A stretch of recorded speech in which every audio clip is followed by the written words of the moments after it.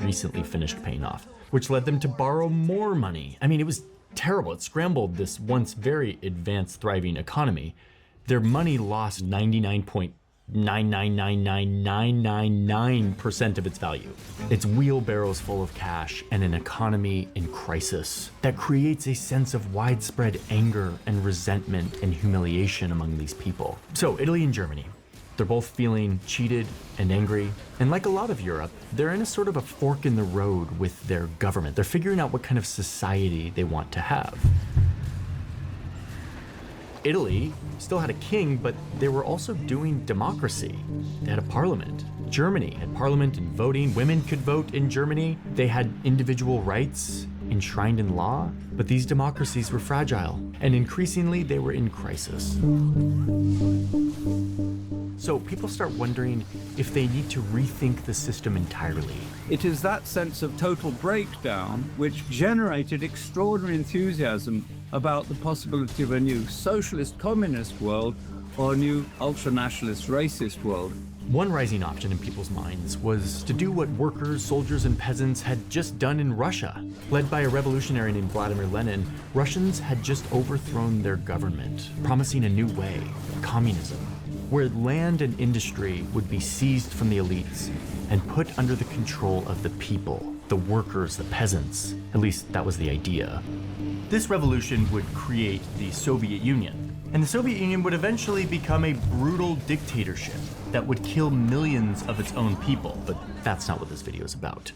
And anyway, not yet. For now, right after World War I, this communist revolution in Russia is looking like a desirable option to some of these reeling countries. That inspired a lot of extremist Marxists to believe that they were on the verge of causing a revolution in their country. So this was one revolution on offer, and more people in Italy and Germany start embracing communism. They're going on strike, they're occupying factories. But communism wasn't the only revolutionary idea promising a solution to this post-war misery. And that's where we're gonna turn to this guy. Benito Mussolini. Mussolini will one day be Italy's fascist dictator, but not yet. His path to power is going to have to pass through some very important steps. And for that, we made something. We're gonna use this to track the rise of Mussolini and Hitler, because these steps can help teach us how fascism operates. Before World War I, Mussolini was a rising star in Italian socialism. He ran an Italian socialist paper. He advocated for workers' rights. But once World War I started, Mussolini breaks with the socialists because he thinks that Italy should join the war, and the socialists are firmly anti-war. So they kick him out of the party. And this is where he pivots hard. He starts his own pro-war nationalist newspaper, all about pride and sacrifice and putting the nation above class struggle. Italy does enter World War I, and the 32-year-old Mussolini enlists to go fight. He gets wounded in a training exercise, and he comes home from the war even more resolved in his vision of a strong Italy, but now with a new set of beliefs that he gained while in the trenches. And he starts to share his beliefs. He starts a club with a small group of other guys, a lot of them ex-soldiers like him. Men who also feel humiliated and are looking for someone to blame. And he tells them that Italy's problems are not only because of the war and the betrayal from their so-called allies, that mutilated victory, but also because of what's happening inside Italy itself, where all of these isms are poisoning the country. Communism and socialism were threatening to transform Italy with these worker revolutions. And even democracy itself, or liberalism, was to blame for all of these problems. Italy's democracy had, in his words, gone drunk with compromise. They couldn't get anything meaningfully done because they're accommodating all these different viewpoints. He says, guys, this is Italy. We're the historic home of the Roman Empire, the foundation of Western society, and now we've been betrayed and humiliated. But Mussolini says that he has a solution. He says that Italy must be ruled by men who had just fought in this traumatizing industrial war. Men who had been purified by violence and sacrifice and discipline. In his eyes, these were a new kind of man.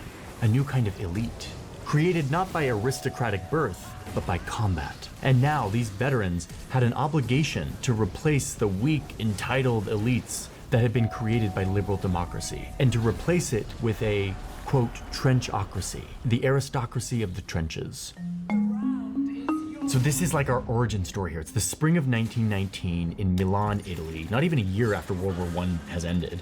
And Mussolini is rallying his club of ex-soldiers and sympathizers, telling them that violence is actually sacred. It's a stamp of nobility. Fascism always involved violence and the militarization of politics. Violence is glorified. Violence is presented as what makes men men. This is about men being aggressive, violent, dominant, and strong, and that's a good thing. That's the key to restoring the greatness of the nation, not the soft, weak intellectuals that democracy had created. And for his new group, Mussolini adopts this symbol. It's a symbol that had been used way back in ancient Rome, and many times over the years, including in the French Revolution. You see this in the Rome. Mussolini adopts this symbol. It's a symbol that had been used way back in ancient Rome, and many times over the years, including in the French Revolution. You see this in the American Capitol building as a symbol of unity and order. A stick by itself can be a weapon, but it's also easily broken. But gather many sticks into a uniform bundle, or a fascio in Italian, and suddenly it's a lot harder to break. Add an axe to this bundle and you have a kind of indestructible tool of punishment. Mussolini is telling his listeners that under his direction of trenchocracy, Italians must become a unified bundle, a fascio, fascismo, fascism. Learning the origins of this word has been really useful for me to approach this whole story with curiosity. Curiosity is the antidote to so many of the problems plaguing our media. It's the reason why videos like this are not easy to make. And this is why we are building a platform and a community to bring curiosity back into journalism. It's called New Press. It is live now. You can go sign up for free and start contributing to our journalism, see what we're working on, ask your questions, and we listen. Every story that I'm doing this year, I am letting you all in on, and I'm getting your curiosity, your expertise, and your insights to help make the story stronger. I think that's what we need right now. So, newpress.com, go check it out, totally free to contribute. You can also support us there too if you want to see more of this work. So, at its very root, fascism begins as a nationalist movement founded by a bunch of war veterans set on restoring Italy's greatness. And they glorified violence as the key to making this happen. What should be the focus of their violence? Well, Mussolini's former friends. One of the key aspects of fascism is crushing the socialists.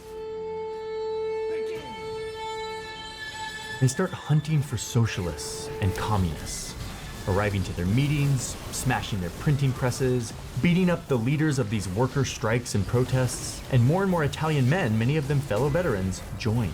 These violent squads, or squadristi, eventually get a new name, the Black Shirts, a group somewhere between a gang of street thugs and a private militia. And soon their ranks swell to 250,000 people.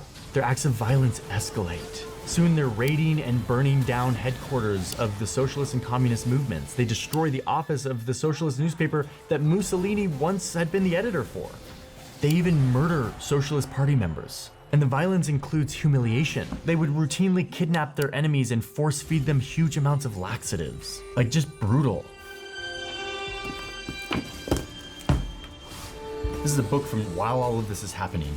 20 fascists arrive in a lorry, they attack a club, beat the workers, and set the place on fire. Fascists assault a funeral party, make their way into a cafe, and seriously wound an employee by stabbing him in the chest. A band of fascists, who are armed and masked, attack several citizens, including socialists, left on the ground senseless and bleeding. Setting fire to a socialist headquarters, burning banners and furniture, attack a socialist cooperative. A doctor is beaten by fascists. A socialist lawyer is beaten by fascists. Workers are taken to the hospital having been beaten by fascists. Strikes a 10-year-old child who is singing the red flag. You get the point.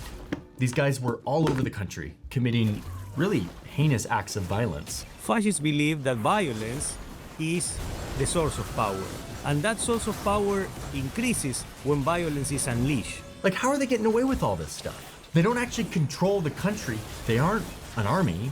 They aren't the police. They're just a bunch of angry men committing violence on behalf of this ultra-nationalist group. So why is no one stopping them? Like, where is the government in all of this? Well, that's the thing. Italy's democratic government at the time is divided and weak. And the people who did have power in the country were actually kind of okay with what Mussolini and his thugs were doing. And here I'm talking about the rich people who, like Mussolini, hate communists. Remember the communist revolution? They're threatening to take away their wealth and distribute it to the workers. These business elites are terrified. Some members of the ruling group saying, should we fool around with and try and, think about a fascist way to resolve these problems? So these land and business owners actually start funding Mussolini's black shirts. Over and over, the black shirts are even hired to break up strikes and to beat up striking workers. The first mission of fascism is to crush anti-capitalist resistance from the working classes from below. So, the rich people are letting it happen. They're funding it. Okay, but what about the army and the police? Well, turns out many among their ranks are actually fascist sympathizers. Like, Mussolini is talking to these guys. He's appealing to these guys. Even though his tactics of violence are quite extreme, more and more of the population is realizing they like the fascist vision of what Italy should be, including the way the fascists punish their enemies. And then something happens that changes everything. Socialists and communists are gaining some traction in the parliament. And the prime minister, who's like a centrist, doesn't want to invite them into his coalition. So he turns to Mussolini's fascists, knowing that they're kind of becoming a force that can't be ignored.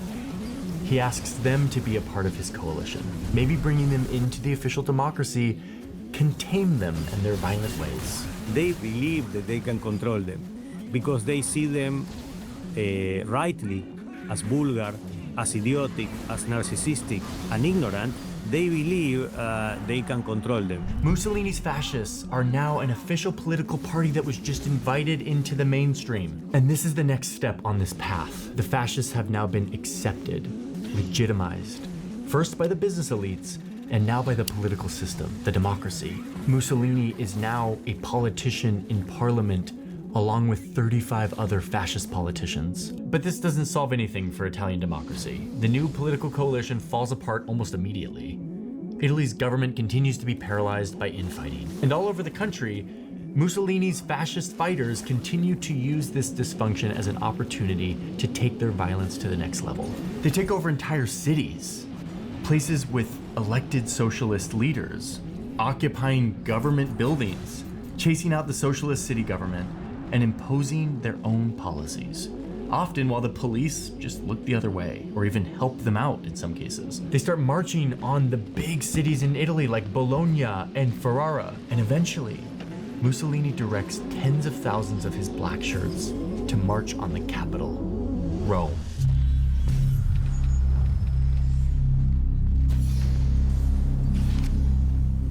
Mussolini's movement, which started as a club of like 100 men in Milan, now 3.5 years later, was a force that couldn't be ignored, gathering in huge numbers just outside the capital, preparing to march on the city, daring the country's king to use his army against them. So the king sizes up his options. He likely knows that a lot of the ranks of his army probably sympathize with the fascists. So instead of standing up to Mussolini and risking a civil war, he makes a deal with him. He invites him to become the prime minister.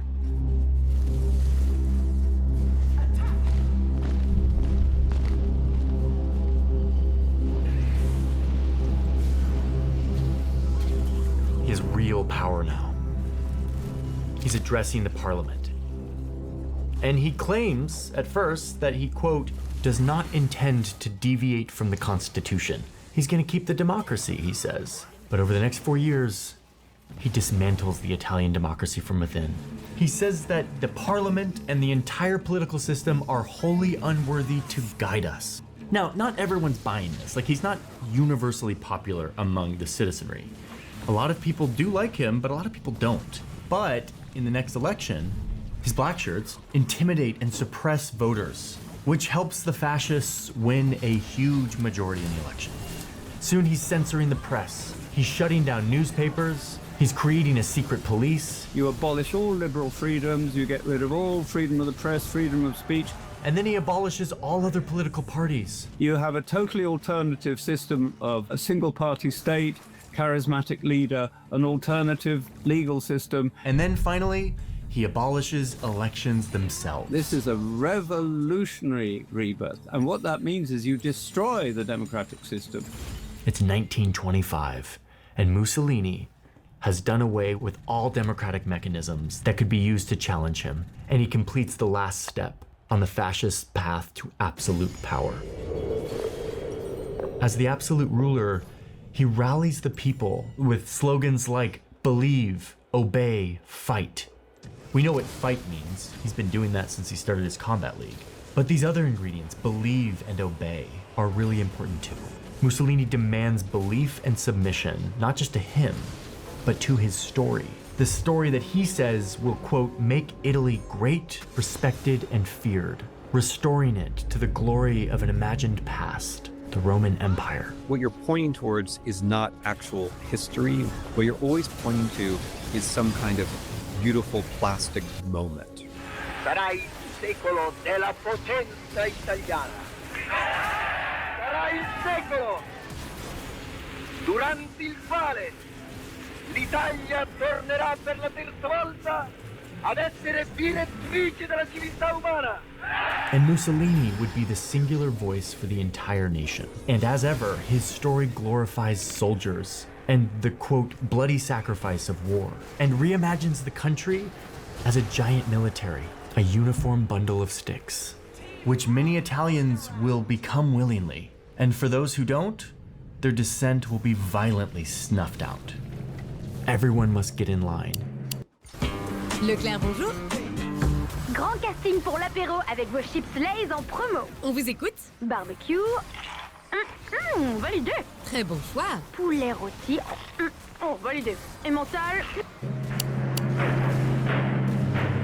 For life is conquest, warfare, at first directed at home, against his enemies, socialists, communists, liberal Democrats. But that war must eventually be brought abroad. He starts conquering parts of Africa, imposing his, quote, new civilization on others.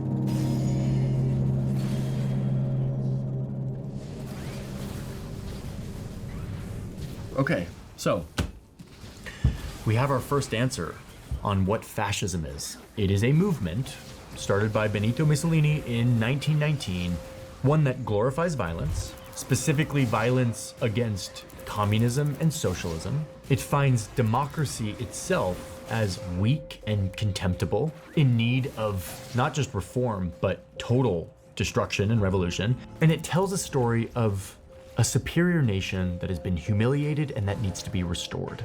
A mythologized past, whose decline they blame on their enemies, and whose rebirth they promise under the rule of one charismatic, strong leader. And crucially, they gain support from mainstream elites, rich people, politicians, that allows them to gain control of the country, after which they dismantle the democracy from within, and then demand total submission to the state, which allows them to mobilize huge numbers of people with a ton of propaganda, and then begin a program of conquest and expansion. Today we call that thing fascism.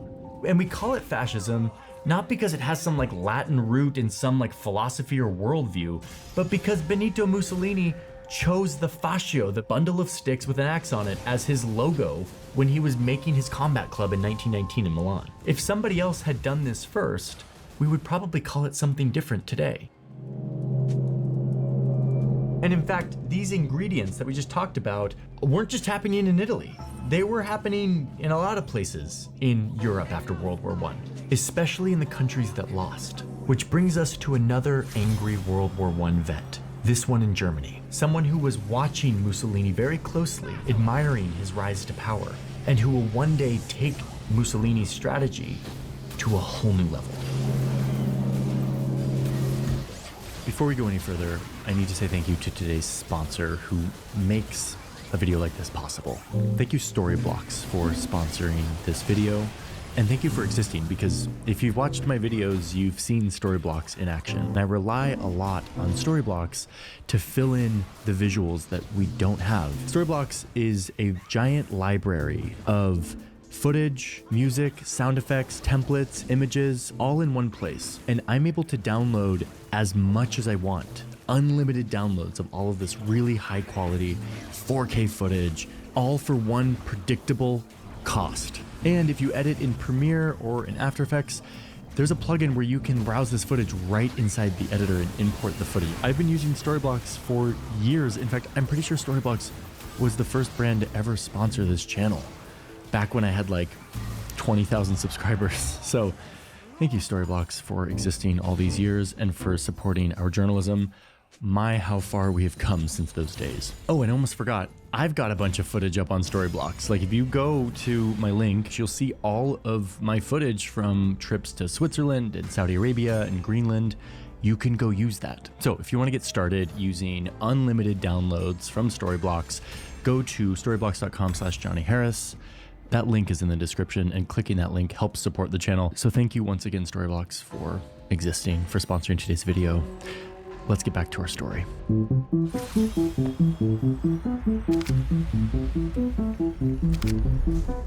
Okay, enter Adolf Hitler to the story. He's about 10 years behind Mussolini on his own path to power. And remember what we talked about earlier. Germany is in a terrible place after World War I. They have been crushed militarily, politically, economically, and way worse than Italy. Germany had been one of the most advanced economies on earth before the war. And now they're in the dumps. And a lot of Germans are wondering, what happened? How do we fix this? And once again, one of the answers was maybe we need a radically new system like communism, like they're doing over in Russia. So lots of Germans are joining communist parties and worker councils. They're striking, they're occupying factories, they're launching armed uprisings. And in some places, they're even trying to overthrow the government. But there were many Germans, especially returning humiliated war veterans, who looked the other way, feeling like they had been betrayed. Many Germans had been hearing this narrative that their civilization and even perhaps their race was superior, it was pure, and that their art and their music and their engineering are more than just a culture, that it actually comes from their bloodline. They've been hearing stories about Germanic people connected to ancient cultures, stories that are essentially a misreading of real science, notably in the relatively new field of linguistics, where researchers were discovering that many world languages share a common ancestor, a group of languages that some 19th century linguists were calling Aryan, a name that came from the Indo-Iranian people, an old culture, Iran, Aryan. And so here we are in the 19th and 20th century, and some creative Germans start to imagine that actually Aryan isn't just a group of languages. Aryan was an actual race, an original master race from which all great civilizations sprang. And they start to imagine that maybe this master race actually started in where Germany is today, North and Central Europe, and that all other cultures actually come from us. We are the origin of all good cultures, the pure starting point. The idea was that it was actually the Germans who created ancient Egypt and ancient Mesopotamia and ancient Greece and ancient Rome. And so they start to see all other races as impure, and some races as really impure, as we'll see.